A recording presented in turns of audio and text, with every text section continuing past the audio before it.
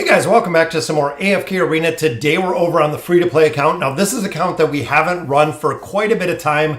As you can see though, chapter 33 is pretty empty. When I was in here yesterday, there was actually only one player in here and it was completely empty. So I feel like with the level that we're at this gameplay, we should be able to make a considerable amount of progression in here.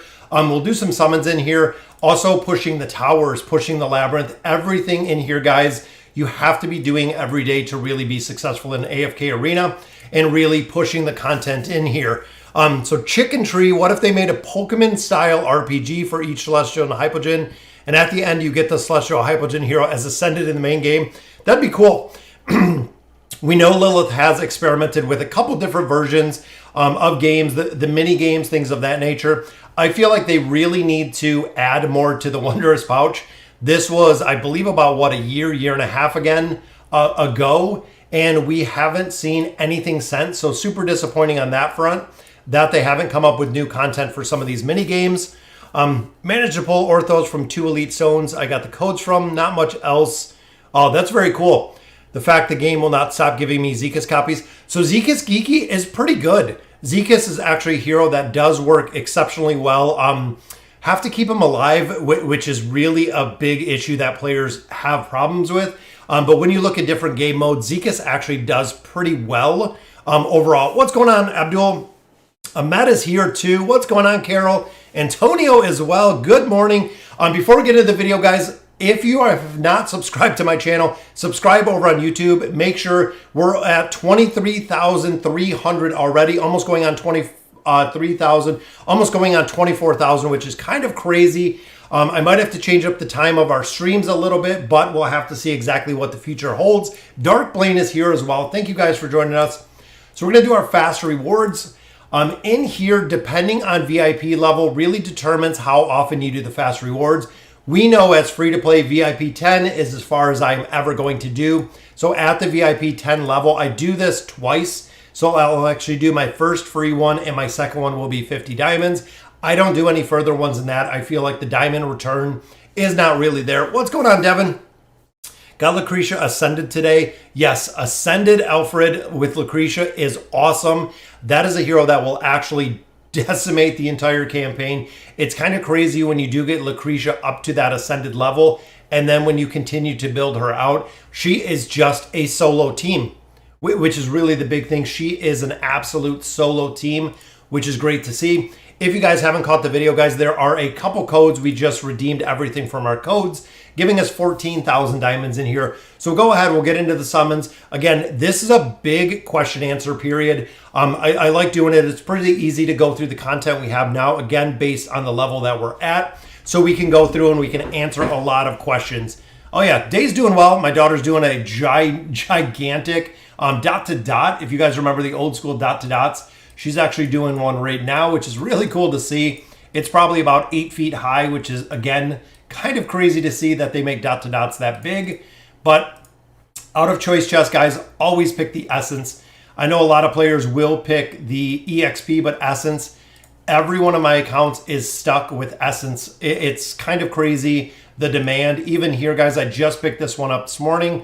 Again, the essence. There will be a point. EXP actually comes in much faster than you get hero essence, which is the reason why I always recommend picking up that hero essence. Should I ignore Zap and go for Audrey if you got none of each? Kraken, honestly, it's tough because Zafriel, most of you know that Zafriel does provide a substantial amount of crowd control. Audrey, of course, is going to do a substantial amount of damage as well. But between those two, Kraken, honestly, I do like Zap just because Zafriel has a crazy amount of crowd control, especially when you start building out his furniture, when you start building out the engraving. He actually stuns heroes for 2 seconds when they do damage every 8 seconds. So Zafriel has a couple different forms of crowd control, which I feel not only does he do a considerable amount of damage, but he has multiple forms of crowd control, which I feel really help when it comes to the tower. Audrey reminds me a lot of Athalia, just having the ability to target specific heroes, doing a little bit of stun and damage in there. Honestly, between those two, I'm building Zap. my personal preference, I am building Zafriel out of there. So here we have 15 stones, guys, and we unlock a copy of Fane.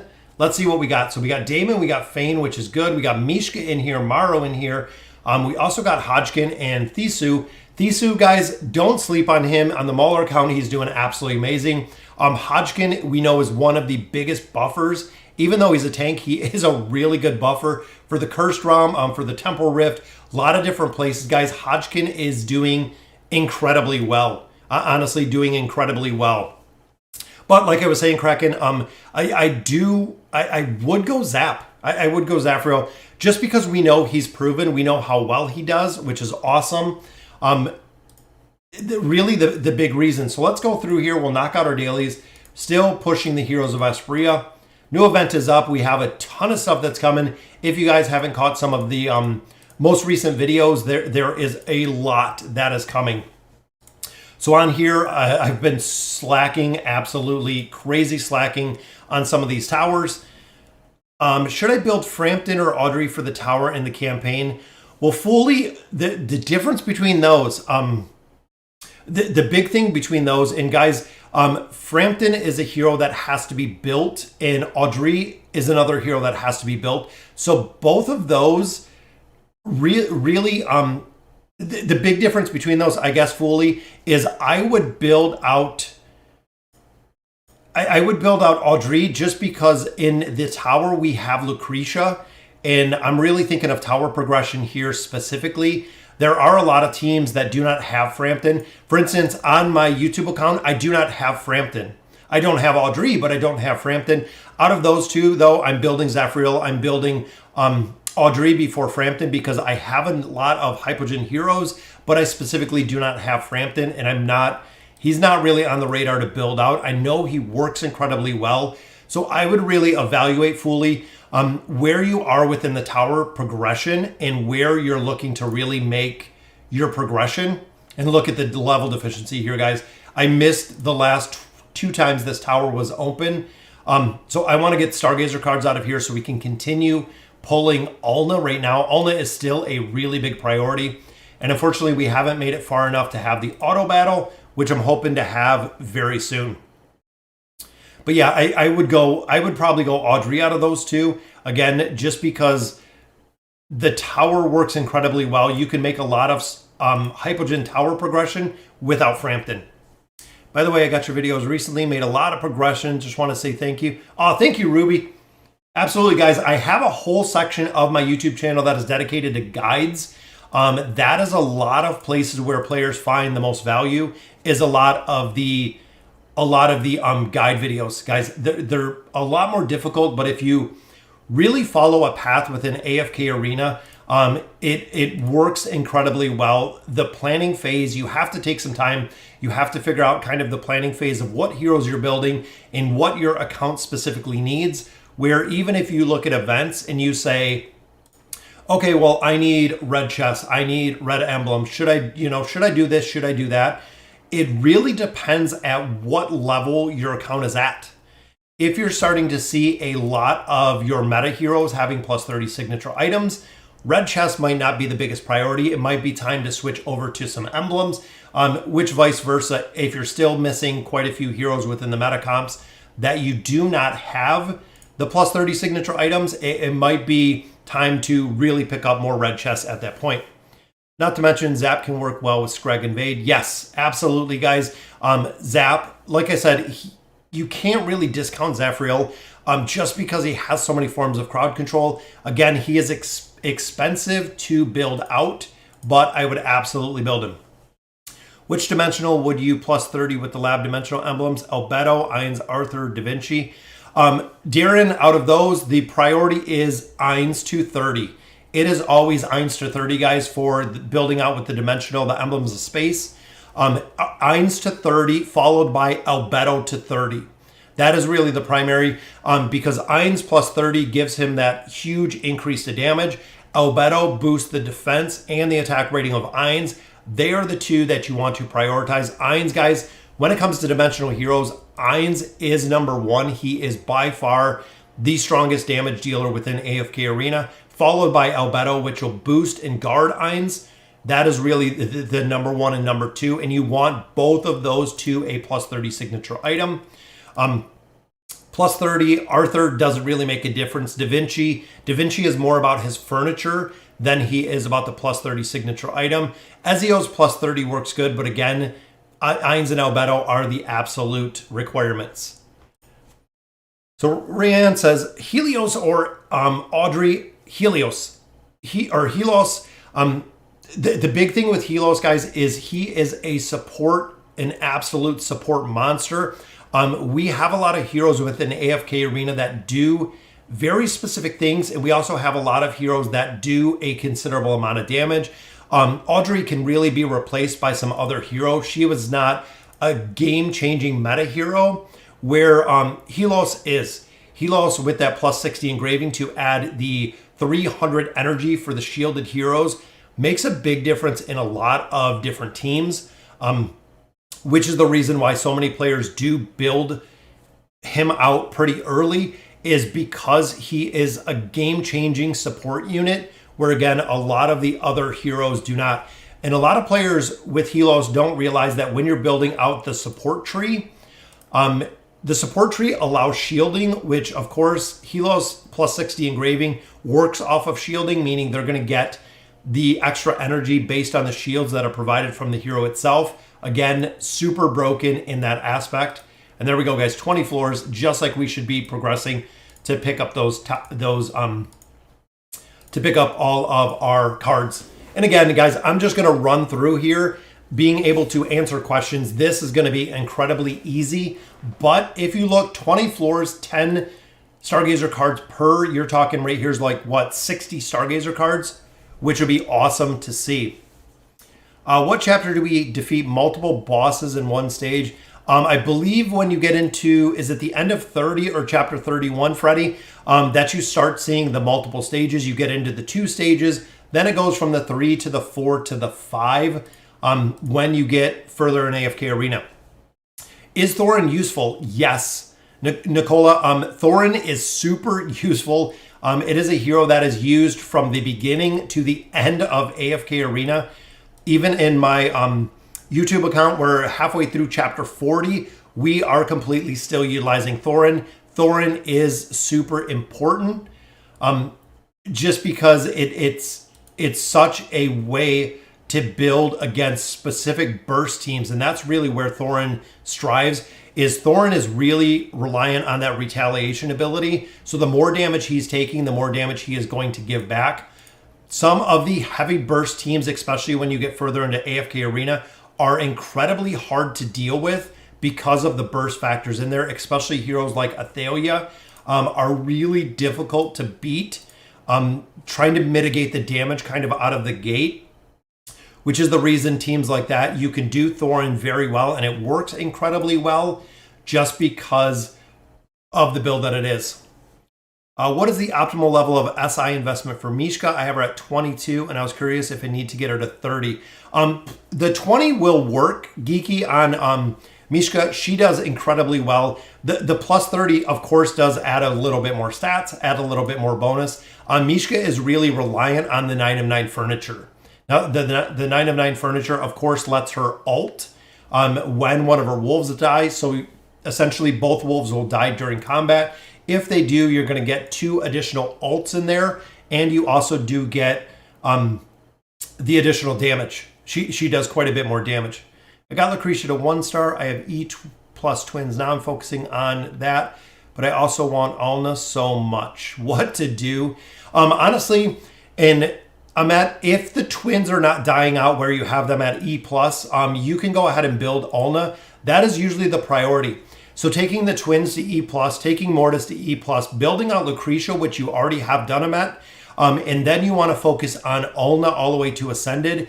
Then you look at Mahira, then you look at Khazard, and then you go back to the twins and Mortis to build them up a little bit higher, because at that point you'll probably need them to be built up a little bit higher. Should I buy 500 Diamond Legendary Summons every day? Louise, honestly, there's people on both ends. I highly recommend using your 500 diamonds every day. If you ever want to build an awakened hero, Louise, it is going to be literally the only way you're ever going to see built out awakened heroes, because you're never going to get enough of the resources to build them out any other way. I recommend, even as free to play guys, I buy them out, because if there is an awakened hero that is an absolute game changer, we know the awakened Taylene is not super important. The awakened disease does well, but again, not super important, not the biggest game-changing hero.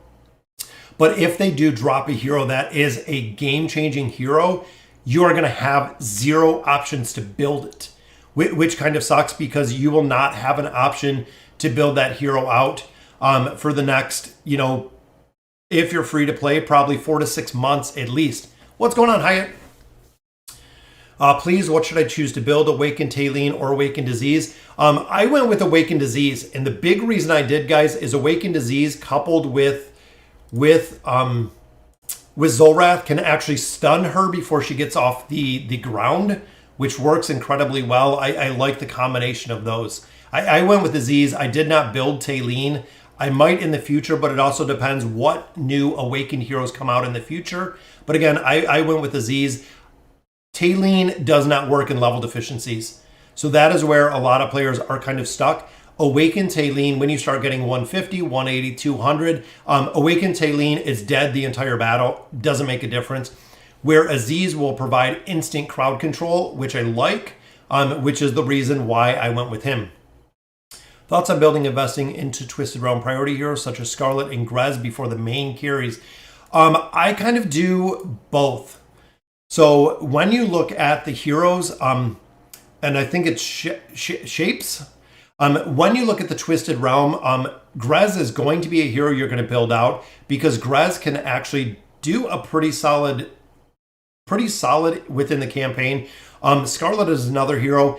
Prioritize them into your wish list. I wouldn't prioritize them over progression heroes like Damon, the main carries. But when you start getting into probably chapter 22 to 25 is where the Twisted Realm really starts coming into effect, because you want to maximize the essence you get in there. But the other big thing is when you look at Scarlet, when you look at Grez, them being the main carries, build one or the other and then merc the other one, guys. Find a friend, get in a guild, use your mercenary abilities to borrow a hero like Scarlet or borrow Grez, vice versa. Build one of them. I would probably build Scarlet out, and then merc Grez. It makes it super easy, and if you're only utilizing them for the Twisted Realm or the Cursed Realm, you can use both of those in there. I absolutely don't discount mercing the heroes, guys. It makes it super easy. What is the optimal team for Craig? I'm chapter 38, literally having trouble. A fifth team with Krenn is really the invade comp. So a lot of the invade teams do go around Krenn, because Krenn will actually push targets back. The invade will push targets back. And just like you see here, he'll line up his bombs right in the back. Those will stun targets. So if you can push heroes back, just like I have here, we have a lot of players will run Screg with Entendre or run Screg with Titus and Entendre. Coupling that with Krenn is going to push this back line back incredibly, which is exactly what you want to do. I've just entered chapter 25, really struggling. Good idea to build Awakened Disease. I would not prioritize building him out if you're only in 25. If you get one single copy, honestly, Subhan Master, one single copy of Aziz will work. It will work incredibly. We actually went all the way through our YouTube race account. We went all the way to chapter 31. One single copy is all you need of Awakened Disease, guys. That crowd control aspect is more than enough to lock down a target for a considerable amount of time, and it's instant crowd control. Really decided to get Poe coins for furniture from the last event. Currently building Mishka. Yeah, Antonio, and that is exactly what I was talking about. You have to understand and kind of know where your account is, what you need to build. So if you have meta heroes that are missing furniture, Poe coins might be the best purchase for you for where the account is to make progression, getting Mishka that 9 of 9 furniture. Absolutely. Would it be dumb to swap my Isold? He's plus 39 furniture. He doesn't do anything for me in chapter 36. The only place that Ainz has still been utilized is within the Twisted Realm. A lot of players don't use Isold. I have a fully built Isold. Since my Twisted Realm actually went to Scarlet now, I don't use Isold at all. Again, Devin, it would be really where you're at with furnitures and who you're going to change it with. Honestly, that's the big thing, is who you're going to swap it with. By the way, I don't have any 5-star heroes. It's so hard to get. I'm very stuck. 5-star heroes, guys, honestly, focus on getting ascended heroes versus 5 stars. You will thank me in the long run because you're unlocking all of your desired hero summons within the Twisted Realm. Really focus on the ascended heroes before adding stars. Only heroes that I would really prioritize putting more stars on are Scarlet and Grez, just because of their utilization within the Twisted Realm. They're really the two that need additional stars because you really want to push on there. What's going on, Lucas? I love the Iron Man logo. Most of you know, guys, I'm a big Marvel comic book fan. Even here, we have all of my Marvel stuff that I love to wear. Very cool to see. Is Mortis worth ascending first or Helios? Helos, absolutely. Is Mortis worth getting to Mythic enough? It will be 1 Chaos. The big thing with Mortis is when he starts dying out within stages where you're utilizing him, it's time to build him up higher. Getting him to Mythic is going to allow you to unlock that signature item. Similar to the twins, it's going to allow you to increase the survivability of Mortis. Again, if Mortis is dying out too fast, it is the time you need to build him higher. Same with the twins. If you have the twins at E+, and the twins are dying out and not surviving through campaign stages or through Twisted Realm bosses, things of that nature, it's time to build them up higher. Honestly, I can't use twins in the campaign. I'm 160 deficiency, but twins are useful. Yeah, the twins are useful, guys. There is still not another hero that does effectively what the twins do. The twins are absolutely phenomenal on what they do, providing the link, providing the haste, and they're used in every boss comp, period. They're used in every boss comp, period, which is kind of crazy to see. And I think we're almost done with this tower. But again, this allows me, I know this is super easy to get through. I've been meaning to do this, just haven't got to it. But I get to sit here and answer questions, which I love to do, guys. I love the interaction with you guys. I love being able to sit and answer questions.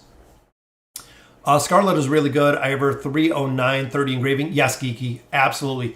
What is the best character for PvP? Ainz. Ainz is honestly the absolute best character for PvP. Ainz is a requirement, and I have never seen a PvP team since Ainz came out that doesn't run Ainz. Honestly, it's kind of crazy, but yes, Ainz is the biggest character for PvP. A star or Fane? Out of those two, some stuff, I would go a star just because of the damage mitigation that she brings. Super effective within the tower. Fane does work on, and I'm not going to say niche, I'm going to say niche. Fane does work in a couple different combinations, but you really have to build the niche comp out that it works, which again is not super meta. A lot of players have just foregone or haven't built Fane, but a star is very good with the damage mitigation. A star also does an incredible amount of damage when you build her out. Minimum investment for Helos. Helos, there really isn't a minimum investment.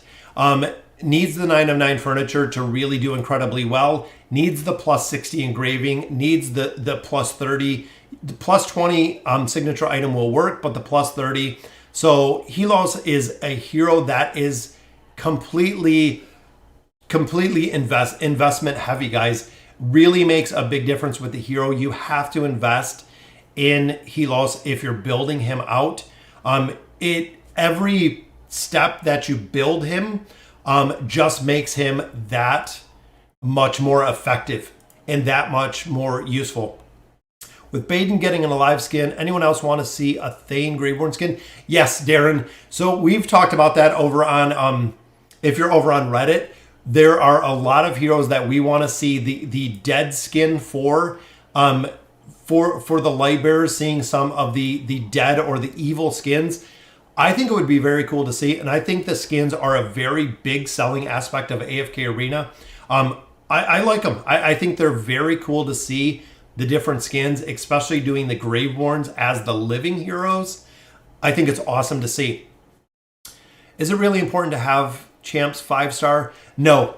Like I said, Fully, the 5 stars don't really make a big difference. So when you have a hero that is at the Mythic Plus level and you're taking the hero to an Ascended level, so you finally got the copies, you take them from Mythic Plus to Ascended, they pick up a 20% increase to stats going that level. Now, when you add a star, so once you're at the Ascended level and you're adding a star, such as Lucretia right here, when you add 1 star, it adds about 2.5% to the attributes, which again, from Mythic Plus to Ascended is 20%. It is such an incredible amount of stats you get taking them to Ascended, but then adding stars is not super important. What's going on, Pluto?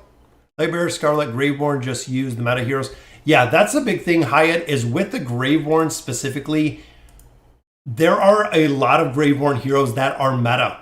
You have a 5-person meta team within the Graveborn comps, which makes it super easy to pick heroes because it is the Graveborn.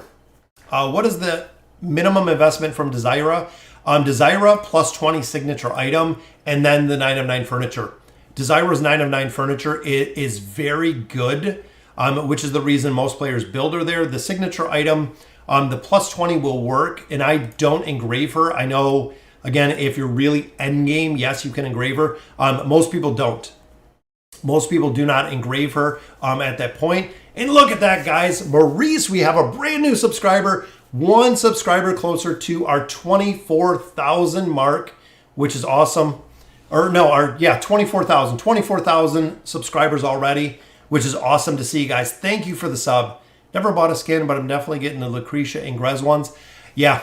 So most of the time when they do the double skins, they will do one that is free and they will do one that is purchased.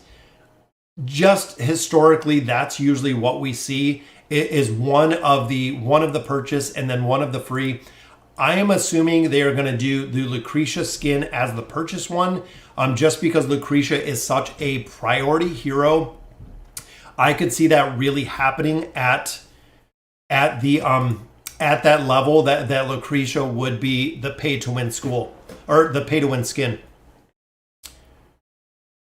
Some Oden, then Mishka, then a star. Yeah, Oden, guys, is another hero you cannot sleep on at all. It's really, really important to have Oden built. He is such a strong hero, and similar to a lot of other heroes, is the higher you build out Oden with the signature item, with the furniture, with the engraving, the higher you build Oden, the better he is going to do.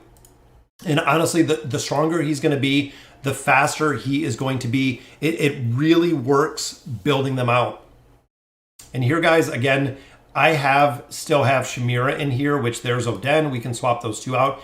Again, the higher you build him, the stronger you build him, the more viability he is going to have, the better he does, guys. What's your opinion on new Celestial? Is she worth investing after Lucretia, Alna, Khazard, and Zolrath? There's going to be a point in, if you're building Zafriel or her out, I'd still choose Zafriel just because of the crowd control aspect that they really have. That's the reason. I know she does quite a bit of damage, but Zap does quite a bit of damage. Zap has the crowd control aspect. I can see within the Celestial Tower, Zafriel still being a key because of the crowd control aspect that he brings, which is the reason I'm kind of torn between them. I feel like when it comes to damage heroes such as Audrey, there's a lot of other heroes that do similar to what she does and does similar damage to what she does.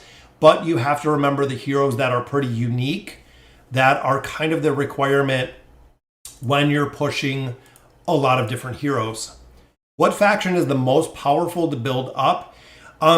It's kind of a toss-up. I would say Graveborn is probably the strongest faction, but followed very, very, very closely by Wilders.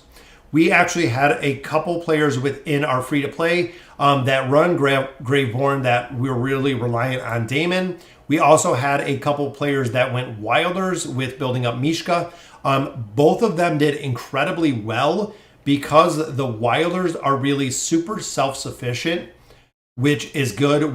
They have a good amount of crowd control. They have a good amount of support classes where you have your light bearers and you have your maulers, which don't. They are kind of missing a lot of the key heroes within those other two factions, which makes, I mean, if you do Graveborn or Wilder, both of those you're going to do incredibly well. You are really going to do well with either one of those factions, which will work. So with the new trophy loss reduction, Masters is achievable on HOEs early. Have you found the Alna Graveborn counter using Awakened Taylene and Mishka? There's a couple counters, and a lot of that Hyatt is even with being able to kill out, leaving essentially the Alna Graveborn counter alive. If you have heroes like Athalia that can take out the back targets, a lot of players can counter them that way. And also with the Ainz Albedo, it's really tough to get through Ainz and Albedo unless you have specific heroes built out. But yeah, the Awakened Taylene, the Mishka, especially if you're running some of the newer heroes in there, it's relatively easy to get through it. I love they put in the trophy loss reduction. They really did need to do that, because if you do a win, especially further where you're getting 10 or 15, when you're really getting 10 or 15 trophies, and then you get attacked and you lose 50, it's absolutely crazy, Hyatt. It really destroys your ability to make progression in there because of the amount of trophies you lose, which I'm glad they did the trophy loss reduction. It won't be such a sting when someone farms you, and a lot of players do farm other players. I hated doing it, especially when I was utilizing my arena tickets. It's kind of a cheesy way to go through there. Is Albedo worth engraving 40? I'm not sure if you mean engraving or the signature item. Albedo is the plus 30 engraving is what a lot of players do with Albedo. I know a little bit higher, but Albedo is pretty far down the list, guys. Honestly, she is quite a ways down the list with where she's at. Is she worth it? Yes. Is she probably about the 15th hero down the line? Absolutely. She is, again, pretty far down the line. Which characters should I prioritize for Stargazing? I already got ascended Lucretia and Taylene. Alna. Lucas, absolutely going for Alna, guys. Alna is a hero that has to be ascended. You need that furniture, but Alna is a game changer. Even if you're running Alna Grez, it works incredibly well. We're still using it into chapter 40, 42, 45 plus. But also if you put different heroes up front with Alna, it works incredibly well too, because they do the same with the immunity aspect.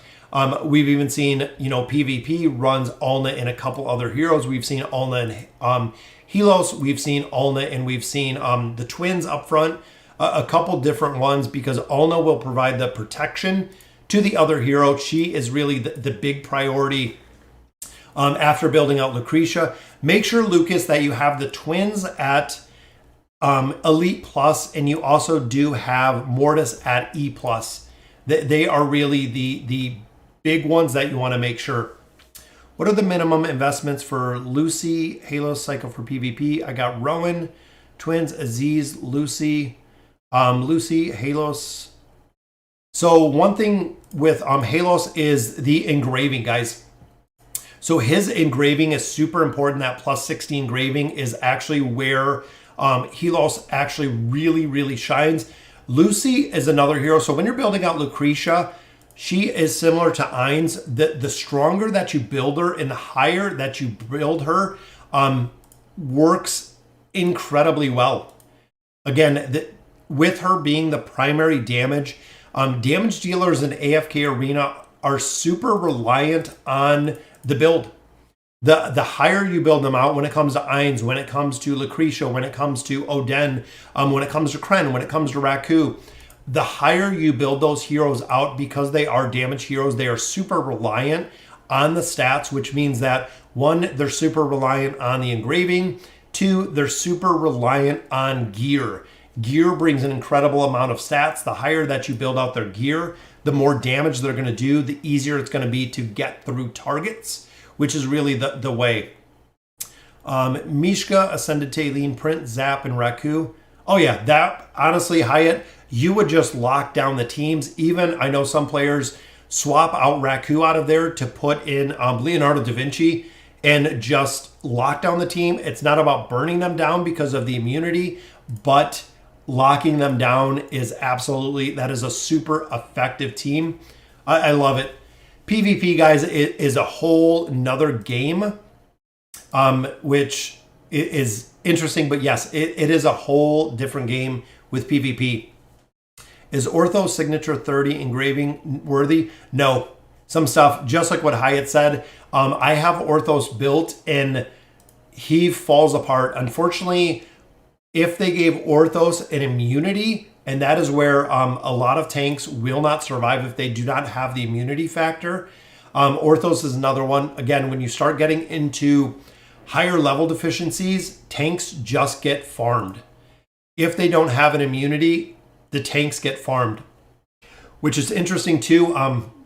With a lot of the newer heroes, you see it with Ty Lee and the Maulers. You see it with Theskew. A lot of those heroes, the mage, the support, they're providing immunity in there because that's the only way the targets are going to win.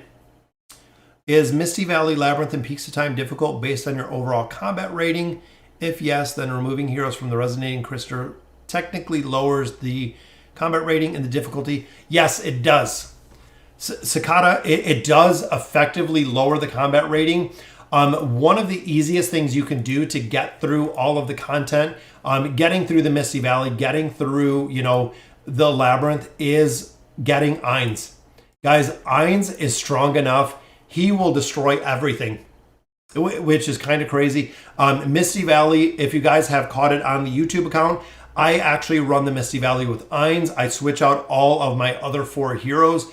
Even when it comes to the Peaks of Time, if you do not have a copy of Ainz, you can go through here. I started the Forest Edge. You can go through here and just be super reliant on Ainz. Ainz is the only hero that you need, guys. When it comes to combat, when it comes to these, Ainz will do it by himself. You don't even have to do anything.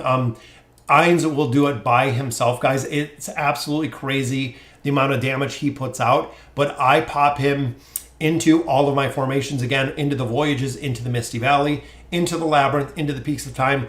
Every single comp that I have in here, I run Ainz. He does enough damage to really push through there and just absolutely crush it when he is pushing through content. It's so broken. It's funny to see. You can even run Ainz with 2 or 3 support heroes, and he will just crush everything. Anything you throw at Ainz, he will just crush the content, which is crazy. 2 copies away from Zorath. Should I go for 1-star or start building Helos? I would build Helos. The big thing there is Zorath you're going to get. So you're guaranteed getting copies of Zorath out of here. Helos is going to take a lot more time. I would probably get Zorath up to that Ascended level. That's really the only place that he needs to be to pick up the furniture. Because, of course, we know the 3 of 9 furniture right here with Zorath is by far the biggest priority, guys. Building out his furniture to that 3 of 9 is super, super, super important to build him out to that point. Here, I'm going to increase these a little just because I like to keep them at 300. And we know since we are free to play here, we're going to have 0 options to build out or get any higher with our VIP level, which means that we can do some summons in here, guys. Yeah.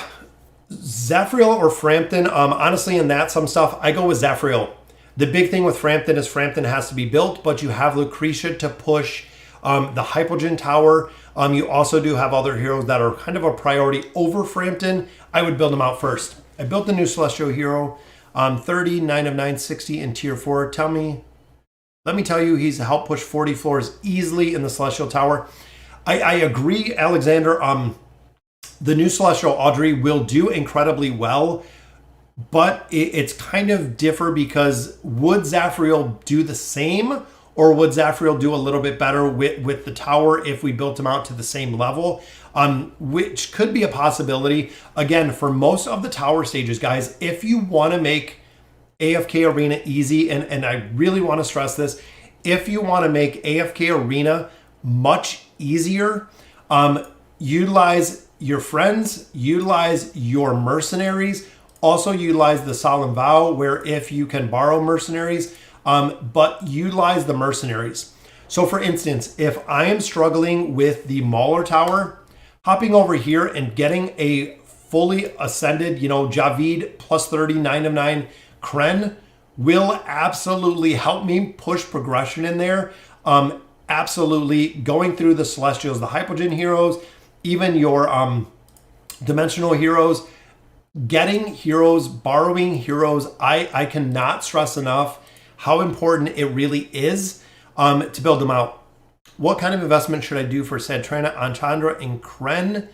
Honestly, Entendre is the plus 60, guys. Entendre is a hero that does have to have plus 30 signature item, the plus 60 engraving. This is the one that allows her to pretty much not be killed, which makes her kind of like an Isolde. If you can get her to scale a little bit, she will absolutely destroy combinations. Krenn is another one that taking him to the plus 30 here. The engraving works well. Most people take him to, I think it's 41 or 44, but the furniture on him, guys, makes a really big difference.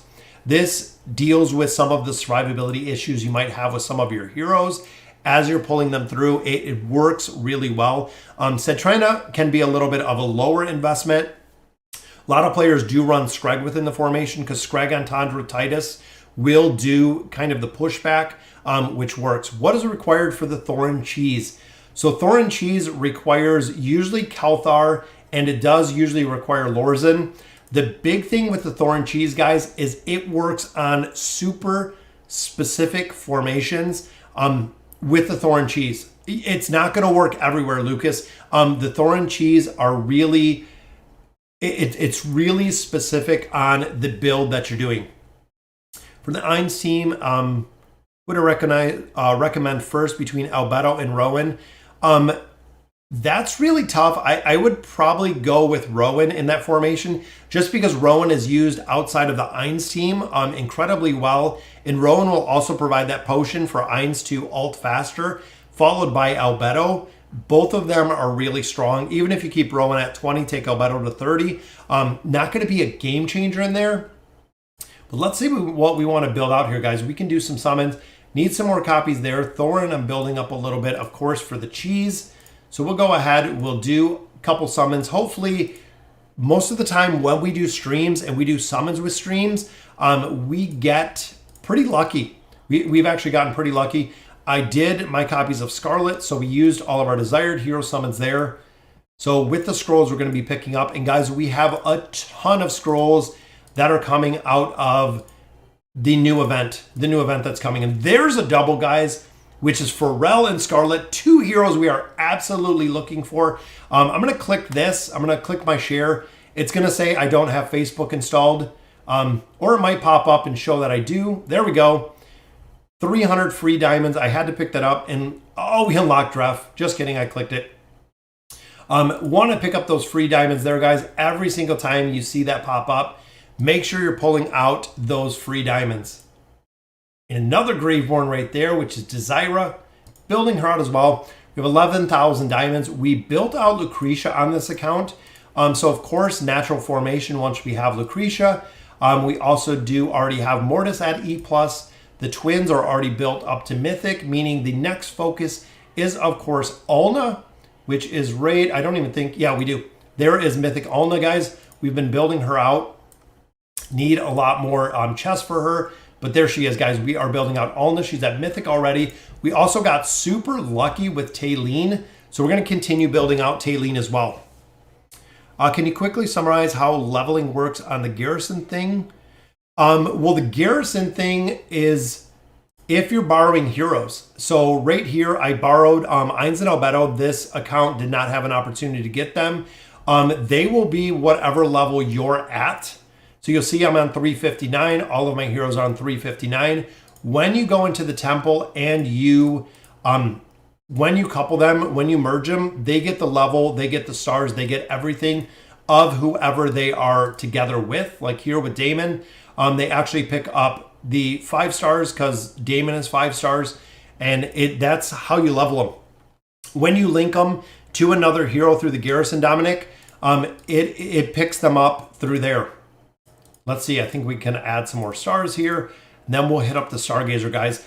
We're at the point where we're getting a solid income of Stargazer cards, just like you've seen when we went through the tower, which means that it is time to start Stargazing. When you get to this point, guys, you want to have roughly 3 heroes, 3 ascended heroes is really what you're looking for to make progression within the tower. If you start Stargazing too early, you're not going to be able to really effectively Stargaze because you don't have enough heroes to push progression in the tower. All right, guys, so we farmed up this week 146 cards. As you guys seen, we haven't made much tower progression, so we definitely needed to go through there. I finally reached on Graveborn and Weilers, King Tower 451. That needs 2 teams. The 2 teams really rely on breaking support into Graveborn, which is easy. Eron Leica into 1 team. When you get to that level, guys, look at the recommended teams. Look at what teams other players have used and what heroes you possess to kind of build those out. I was testing a couple heroes in Temporal Rift, a Star, New Taylene, and Scarlet. Yes, absolutely, guys. They are insane. Raphael, what's going on? Thank you for joining us. If you got some questions, just pop them in the chat. A lot of people don't realize this is live, guys. We do live streams every Sunday. So definitely just pop your questions in here, Raphael. Thank you for joining us. Is it true that after level 300 heroes, you get less poke coins from the Twisted Realm? Kind of hesitant to level.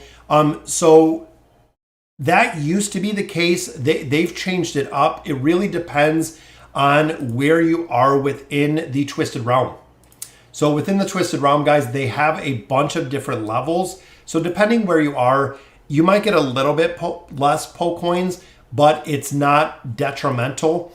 I would much rather have the levels, honestly, than just holding back my account to get to a certain point. That's my personal preference. I just push through here, and I really recommend going through and just adding them up or pushing through there. Do you use the link heroes? They cannot be used in the same team, Dominic, but you do keep both heroes. You can't use them in the same team. For the Garrison hero, once a hero is, or are they unlocked? So they are unlocked. So the question is, when you Garrison a hero, so for instance, I have Garrison Eins more than 6 times. I do have to go in here, Crack and Crunch, and rehire them every time. So if I click rehire, there we go. So that added another 30 days on here. I do have to rehire them every time, but you could see right there, it does not take dimensional stones because I've hired them 6 times. I feel like they really just need to permanently give it to you at this point, but I do have to go back here, may reapply when there are fewer than 30 days remaining. So I have to do the same. I have not done Albedo 6 times, so I do have to get the stones to go ahead and rehire to rehire Albedo a 2nd time. But again, once you get to that level, see, the Garrison has been extended. You do still have to rehire them every single time. You have to rehire them, but it is free. How much do I have invested in Desira? Got my coffee here, guys. Desira, the plus 20 signature item works well. Furniture works very well. And there we go, guys. We got another new subscriber closer to our 33,000 mark or our 34,000 mark. Thank you for subbing to the channel. If you guys aren't subbed, guys, go ahead and click the subscription. let's get into these summons. We'll go through and we'll answer some more questions here. Hoping to pull a lot of copies of Audrey here. I know we've gotten lucky before with a couple resources on that one. I would love to see the diamonds. There we go, guys. We got a Graveborn and we got a copy of Audrey right there. One more will take her to Mythic Plus. So I'm hoping we continue with the streamer's luck and we get some of these copies, guys. Just resources, more resources, some more gold. We're going to have a lot of chests to open here. More resources. This should be Audrey. There it is, guys. So that will take her to Mythic, to Mythic Plus. We are 4 copies away from getting her completely built. I would love to see a double. Would love to see a triple, maybe even a quad. There's a Wilder card right there. It seems like they are going to make us burn all of our cards, guys. Pull number 1 gives us another copy, and hopefully this is going to be another one. It is not. So we went through a ton of cards there, guys. Pulled up 3 copies, and here we're still looking for Taylene. Again, Taylene we have at Mythic as of right now. And look at that, another new subscriber. Thank you, Jonathan. And Cicada as well, 2 new subscribers. That's already 4 for the stream, guys. Very, very nice. Awesome to see. What did I miss? You missed a lot, Asian. We've been streaming for almost an hour already. So we got 13 cards. Every single time that we get to use these cards, guys, I just use them. Not only if I don't get a copy of my Awakened Hero, guys, I get a lot of loot. This is going to help progression, especially because this account is completely free to play. It is going to make an incredible amount of progression in here, just doing the summons. Make sure you guys do the summons all the time, guys. A lot of players do save up an incredible amount of resources. And a lot of players say, is it really beneficial to save up all of your resources? No, honestly, it's not. It's very detrimental to your account if you're just saving up all of your resources. There really is no reason to do it because, like I said, it's very detrimental to save up all those resources because it is progression that you could have made that you're not making because you're not utilizing your resources. You're not opening your chests. You're not using your gold. You're not using your cards. This is how you make progression in AFK Arena and how you consistently kind of push the needle to really get through the progression. And look at that, Wafa, another new subscriber, guys. That is 5. We're already at 5 for today, which is awesome. And Arthur as well. Wow, and it looks like Ain as well. I might have missed that one. We'll go through, we'll answer some more questions. We'll do some furniture summons. And then, guys, we're focused on pushing in the campaign. Took a little while to get through the towers, which I'm okay with. Again, it gave me an opportunity to answer some much needed questions. We only had 2 summons in there. I'll do my regular. I'll equip everything that we have here. I just put Wukong into the tower. Building out these rooms, building out Brutus's room. Brutus, guys, is another hero that is utilized through a majority of AFK Arena. So Brutus, as an immunity tank, you'll build him out to a certain point. His last gasp ability is super, super tough to get through, especially, again, utilizing him as an immunity tank, which is what most players do. So let's auto-recycle. Not sure why it didn't auto-recycle that one, but that almost gave us enough. I don't think we have anybody. Look at the heroes, guys. We have a lot we still have to build out for. And I know we have a lot of furniture that is sitting in here. Just need more copies, desired hero copies. We have Oden in there with a couple copies. We have Scarlet in there. We definitely need to build some of those out. And Nicola, another one. Guys, Alex in there as well. Incredible amount of subscribers today. I'm super stoked to see that. They just keep popping up time and time again. Yeah, Brutus works absolutely well. Because Brutus provides the time for Ainz to ult. That is really, how did I get so many Stargazer cards? Pushing the towers. Guys, this right here single-handedly is your biggest income of Stargazer cards. It is absolutely the biggest income of Stargazer cards, guys, right here. You should be pushing these tower progression every day. I cannot stress it enough, guys. Every single day, you should be pushing the tower progression in here to pick up Stargazer scrolls. If you want to build out Lucretia, if you want to build out Alna, Mahira, Khazard, the twins, Halos, all of those heroes, guys, you have to be pushing in here every single time that those towers are up. Absolutely start and continue pushing through here. Should I save up Wukong before ascending to 5 stars? No, I mean, pushing Wukong to 5 stars will actually allow you to pick up some more stuff out of the shop. And here, guys, of course, elemental shards, EXP, or the hero essence every day, poke coins every day. And I buy these out, guys. I buy out my time emblems every single day. If I'm not sitting on 500 plus primordial emblems, I will buy those out as well. Since I have so much gold, I buy them out anyways. That way, when I get a new hero or when I want to build out a new hero, I already have everything that I need to build them out, which makes it super easy. Wukong, guys, Wukong and these emblems of space are really the priority. They also added a second emblem of space.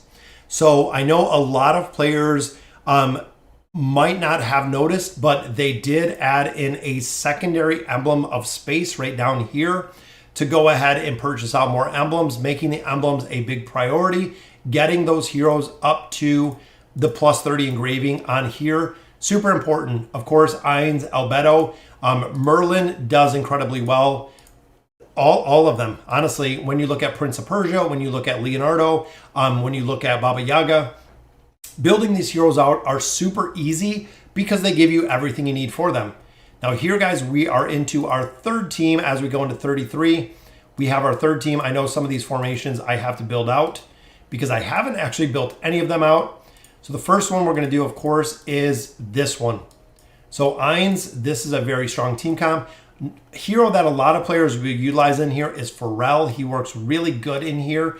But the second team, I'm going to go with my Graveborn right here. I have Alna built out a little bit, so we could do Alna Grez in here, which again, we don't have her furniture. Looking at the levels, though, we should have absolutely no problem getting through here. Then the couple other teams, we could use Krenn. We could use some of the heroes in here. We still do have Damon, which will work well. We have Rowan in here. We have Scarlet. I like some of the Invade team. A couple different formations. This is reliant on Krenn doing a lot of damage. We also do have Leica Iran. This one is linked, so we actually can't use within the formation because we linked her early. We could utilize Mishka in here for the pushback. But again, these teams, again, not ideal. We should have no problem coming through here. Again, looking at the level efficiency, it should be relatively easy. And I didn't even put a fourth hero in there. But most players run Prince of Persia in here. Some run Leonardo. A lot of players do run Mortis. Mortis in this combination works incredibly well because Mortis, of course, will buff up Ainz right above him, which is the big reason for this one. So now, guys, we can go through, I can run through a ton of stages in here, allowing us to make solid progression within the campaign. Going to be easy. Again, looking at the levels that we're at, this needs a lot of progression. Absolutely, we need to build some progression in here. I prefer getting Chimera before Wukong. Chimera works well, but Chimera actually drops off very, very hardcore. As you make more progression, Chimera will not be used anywhere, which is unfortunate because she is one of the heroes. I'm hoping they do the Awakened Chimera. I would love to see it, but we'll have to see. Next Awakened hero should be a faction hero, meaning in the Lightbearer, Mauler, Wilder, or Graveborn. So again, it's going to be interesting to see exactly who they build out and what is going to be their next choice. What do you think is the best team comp for the Arena of Heroes? Ainz.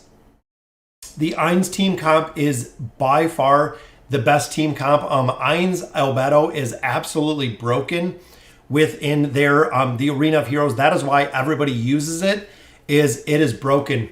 So there are a couple variations that players do within the Arena of Heroes.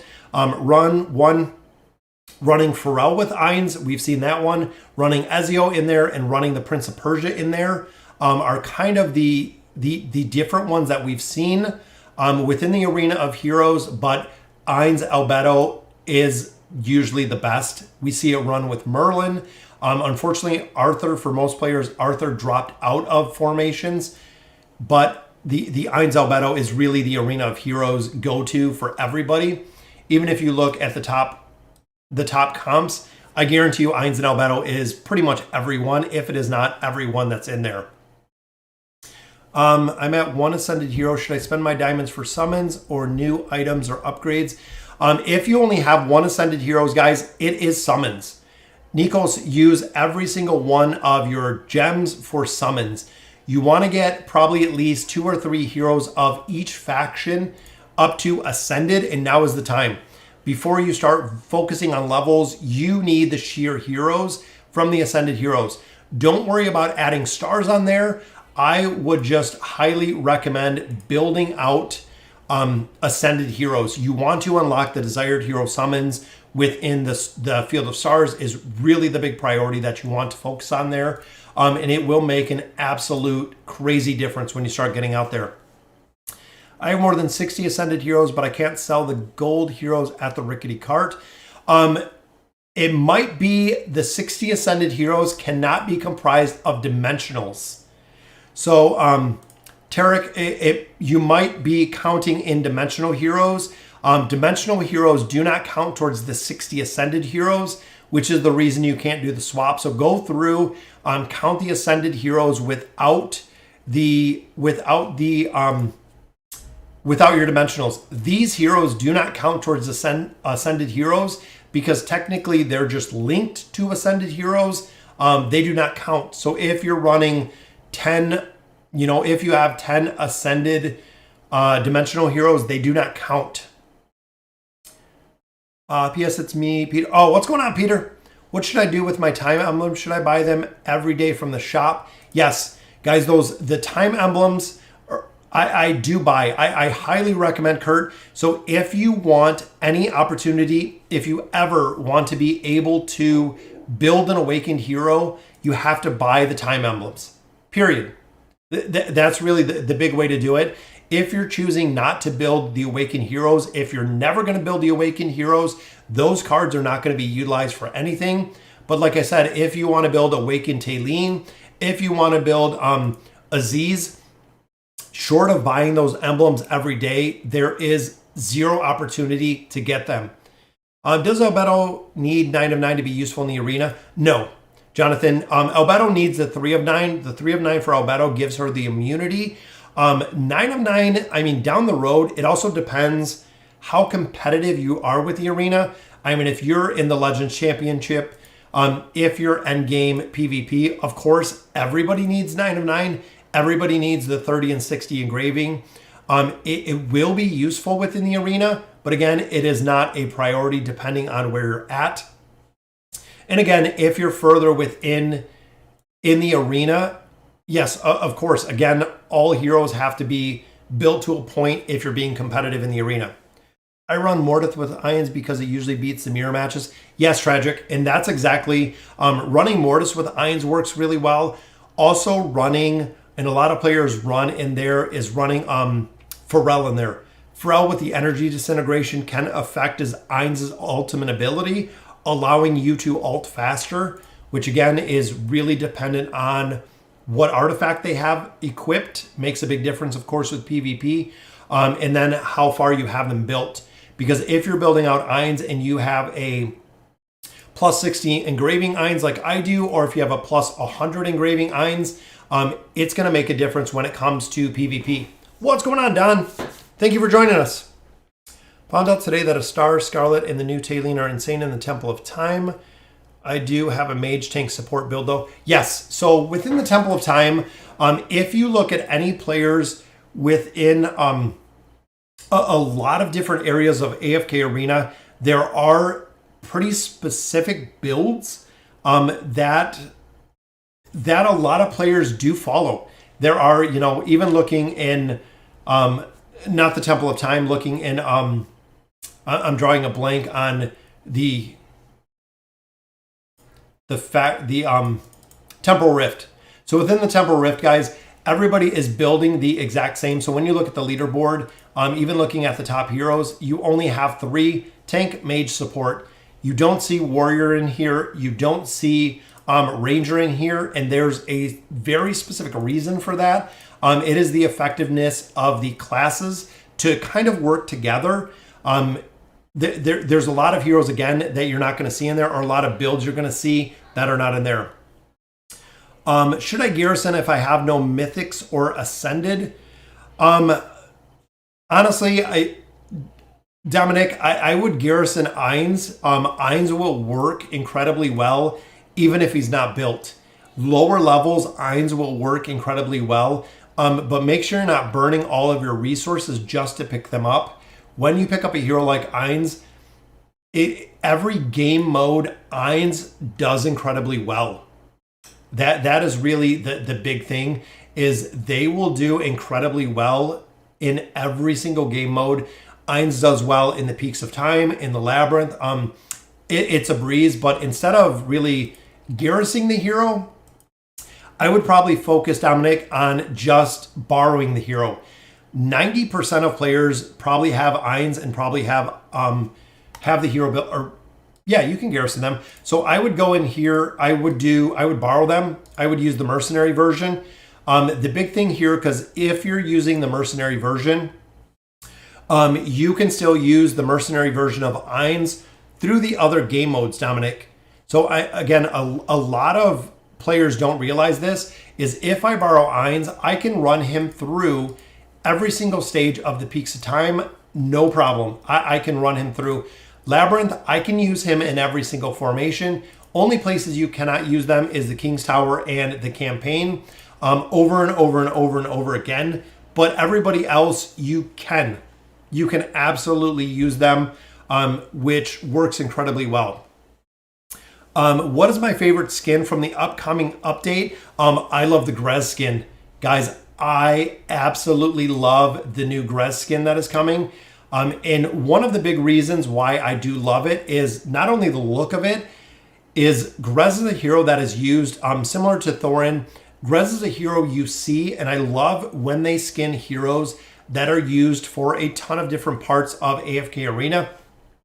So when I do my Twisted Realm, when I do my Cursed Realm, when I do my all in the Grez combinations, when I'm doing PvP, I'm going to be able to enjoy that skin because I'm gonna see that skin all the time, because I use Grez in so much of AFK Arena. It's going to be really cool to see the skin and have the ability to see the skin, just because Grez is used in a lot of campaign modes. If they did a skin on a hero that nobody uses, then you never see it, which I don't like.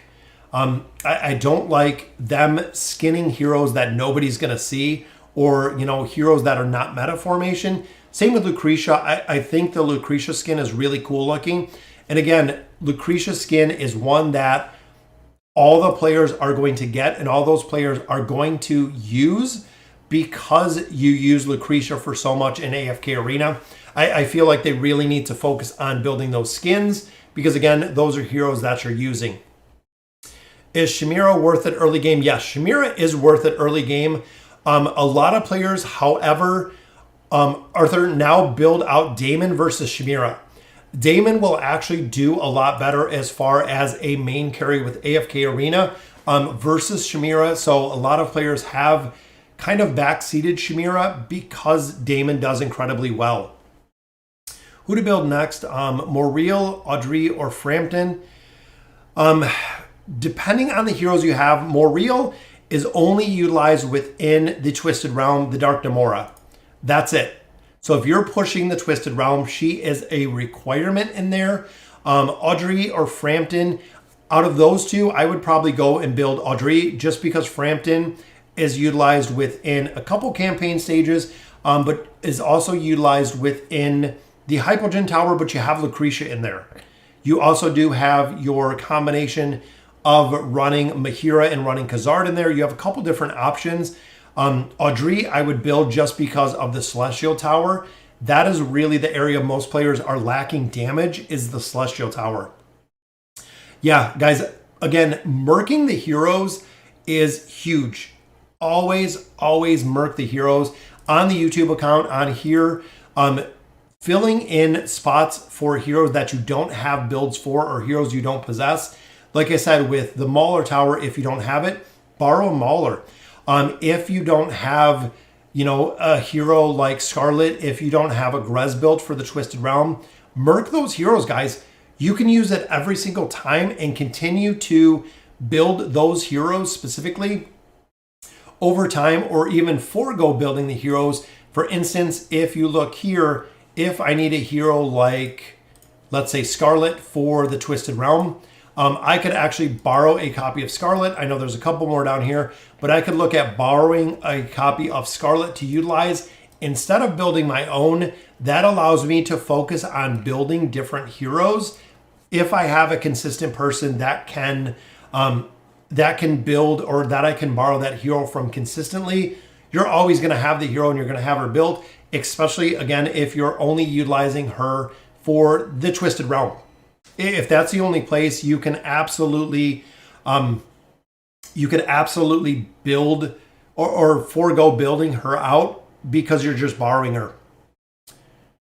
Would there be a hero that can stop time? Orthos kind of can. When Orthos ults, he stops time.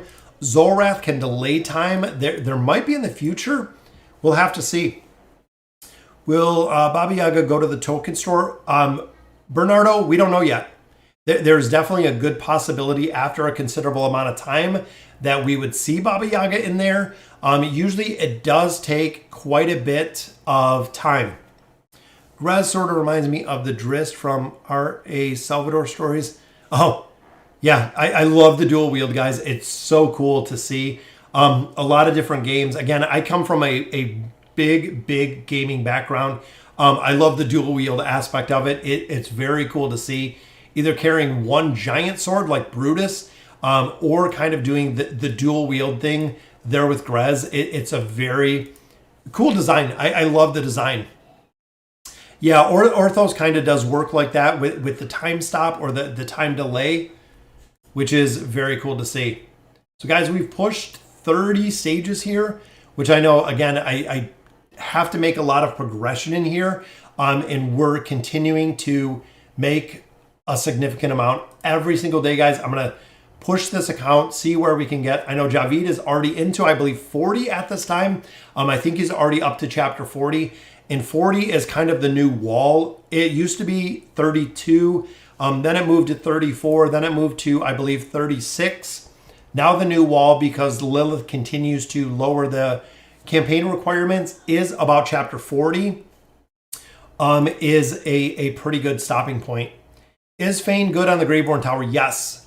Fane is good on the Graveborn Tower, guys. And of course, because a lot of the towers are specifically built for the skills and abilities the Graveborn have. Yes, Fane is good in the Graveborn Tower because of the pushback and the crowd control aspect. It can work really well, especially with Oden, because you can keep actually everyone locked back in this very back spot. When you have heroes kind of pushing against them, it does work. In most of the normal formations, Fane, people are not using Fane. He's a hero that I feel, kind of like Alero. A lot of players are kind of just passing over. Even looking at Alero, guys, we built out a couple, which I'm not sure, did we unlock him? With the Graveborns, Alero specifically, guys, he's very niche, and we do have him. So he is very niche for the build. With that being said, he does work incredibly well when it comes to the Mauler Tower, which, again, because you're really limited with heroes, when you look at the heroes of AFK Arena, things like the Dummy Double, this can work incredibly well, especially if you put it front line. This can provide a crowd control aspect. If you're facing targets like Athalia, if you're facing targets like Nara, this will work incredibly well. When it comes to the Mauler Tower, just like Fane works incredibly well within the Graveborn Tower, Alero does work incredibly well within the Mauler Tower, which is the reason why players do build him out, is being able to progress in the towers, especially when you start hitting that 450 floor. Because when the towers hit 450, you start getting double teams. So now instead of getting or requiring 5 Mauler heroes, at that point you're going to require 10 Mauler heroes. So it gets incredibly difficult as we keep kind of upping the stakes and upping the amount of heroes you need within specific factions, which is the reason why players have and continue to kind of struggle with the Mauler Tower, is because of the lack of crowd control heroes in there and also lack of support. Nemisu broke his back a couple years ago because he carries the support aspect in there. Even Alero doesn't really do very well outside of the Mauler Tower, but that is where players are utilizing him. And just like I said earlier with Mortis, guys, Mortis is to a point where we have made progression. We really need to build the twins up a little bit higher. We really need to build up Mortis a little bit higher because he's at the point where he's dying out within campaign stages. He's also dying out within the Twisted Realm before he has the ability to buff everybody. So we're going to have to build him up a little bit further. I want to build this team, but I'm not sure if it's good or bad. Lucretia, Damon, Aziz, Baba Yaga, Rose. I'm thinking of moving Lucius and putting Grez in another tank. Lucius will not survive. So even though Lucius is a tank, even though he's a tank, guys, Lucius is more of a support shielding hero. If you put Lucius on the front line, he will die. He'll be absolutely run over every single time. Even if I put Lucius on there right now, he will get absolutely run over. He is a regen. He is not a pure tank. He has no immunity. He'll die super fast. Damon will work because Damon scales with the enemies. Aziz, pretty good in there. Baba Yaga, crowd control. You're going to have to add more crowd control in there if you want, given the ability to actually survive. Running Ulna with Damon actually works very well. If you put Grez in there, Grez is another hero that Grez has to survive. So Grez does have to you got to buy Grez time. Grez has to get the minions up, guys, which Ulna provides that time factor in there because Grez can't die because he has the immunity factor, which is the reason why Ulna Grez works. Ulna Damon works as well. But again, you have to give Grez the time to survive, which is really the key to AFK Arena. The immunity aspect in AFK Arena is huge, which again is the reason why you're seeing it with all of the heroes. They are adding in a really big immunity aspect into all of the different heroes because it's the only way players can work in level deficiencies. If not, they just get run over. They get absolutely run over if they don't have immunity, which is the reason why even in level deficiencies, Arthur down here is dropped out of all of the team comps because he will get destroyed too, guys. He'll die very fast. When you look at heroes like Merlin, Merlin does have that cheat death. Prince of Persia has the cheat death. Da Vinci has the cheat death. You have Theskew, you have Taili that have the immunity. Albedo has the immunity. Ulna has the immunity. The immunity is really what supports and what keeps the tanks in AFK Arena alive. If they don't have the immunity, they're dead. They're absolutely dead at that point if they don't possess that immunity. When you start getting in level deficiencies, they get run over in an instant. It's sad that there's no other way. I really feel, in my thought, and I've said this before, guys, is I feel they're at a point where they could add the immunity into the Elder Tree. And I think that would be kind of a super important part for tanks, is having the survivability built into the tank itself. But as of right now, we just have a little bit more shielding or mitigation. Even the heal over time that is within the Elder Tree for the tanks does not make a difference. Guys, the tank will never have enough time to heal. Even once that heal is triggered, there's not enough time to survive. Even players that have the maxed out, 100% maxed out Elder Tree, the tanks do not live. It is about crowd control and it is about immunity. And that's what a lot of players don't realize when they're getting stuck in campaign chapters. It is about really those two things. If you can keep the enemy team from doing any damage, that will work incredible. If you can keep the enemy team mitigating the damage, it works as well. It's the immunity. It's the damage mitigation factor that you have to really build within AFK Arena.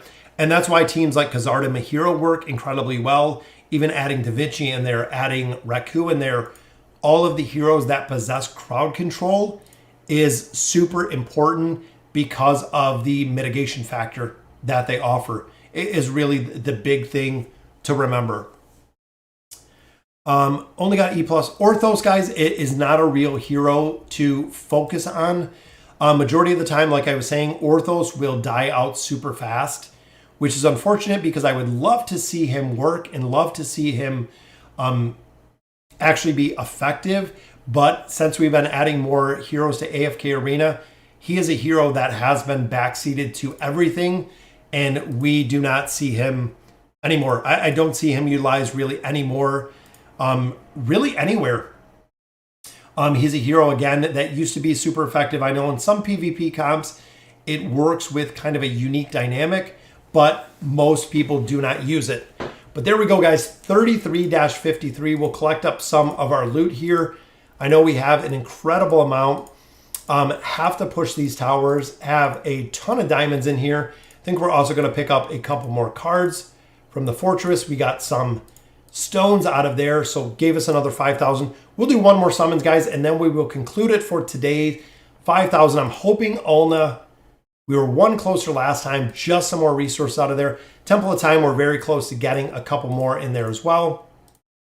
Ulna can go up a little bit higher. I forgot to ascend her. There we go. We'll add a little bit more. Also, we do have some events coming. We know there are quite a few events coming with the 3rd year anniversary.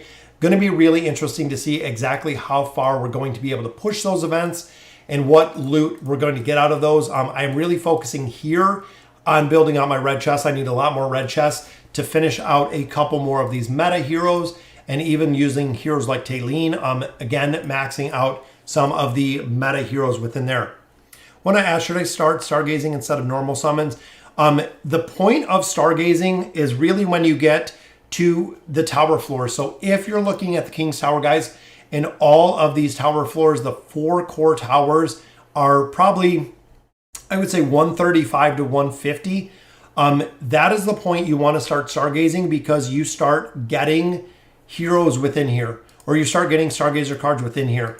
So once you get to the point of having an income of Stargazer scrolls, you're not going to have to really burn all of your diamonds every single time. You need the heroes to push the faction towers before you start Stargazing. If you start Stargazing too early, you are going to lose out on all of the Stargazer cards that you could get for free going through those towers. So make sure that you're not Stargazing too early. Dale says never. I'm not sure if that's Stargazing never. I have no mythic gear yet, so I'm wondering, should I buy the mythic gear with the question mark symbols from the guild store? The gear will come in time. Honestly, if you're to the point of getting the gear, if you pick up a couple of these pieces with the question mark symbols, you definitely can. Having mythic gear is a lot better than not having mythic gear. So that's really the big thing, which you could get lucky and pick up a piece of faction gear. I bought this out on the YouTube race account with the question marks, because you also do get these swap scrolls. So within here, even if you get a piece, as long as you get a faction, you can build it up, and you can build it up faster. I would pick up the gear, because you're at the point where mythic gear, again, is going to be far superior over the GAR, over the gear that you're getting. So I would definitely build out the gear here, which there is a chance you could pick up a faction piece, which would be awesome. If it's a non-faction piece, when you get further down the road, once you get much further in AFK Arena, you can actually resonate the gear now. So even pieces that have no faction, you can still utilize. So if I go, not sure if I have any, looking for a piece of non-faction gear, which it probably, so here we go. So I have a piece of non-faction boots. Resonate. Now it is faction, Wilder faction tier 1 gear. They kind of got rid of the non-faction gear. So even by chance, if you do get a piece of non-faction gear, there's going to be a point where you can utilize it a little bit. At least it's going to have some stats. And as you get into utilizing more heroes, you'll be able to use it. So never stop normal summoning. Nope, you will never stop, guys. 100 scrolls should be coming up. I believe it is tonight, maybe tomorrow. 100 of your scrolls will come up with our new event. We have a ton of things coming up. But guys, that'll do it for the stream for today. I believe in total we got about 10 new subscribers, which is absolutely phenomenal, guys. We are trying to hit that 30,000 mark. We're going to do a big giveaway at 30,000, but the channel is progressing all of the time. So again, guys, thank you guys for joining me for the stream for today. Made it through almost an entire chapter. I am going to continue pushing this chapter through. We're going to get into 34, 35. Once we hit 36, we get into the auto battles, which is super, super awesome to see. It is very cool to see the auto battle feature. So they've added kind of their own macro feature within AFK Arena, which is very cool to see. It makes it really easy to go through here, and it makes it super effective, guys.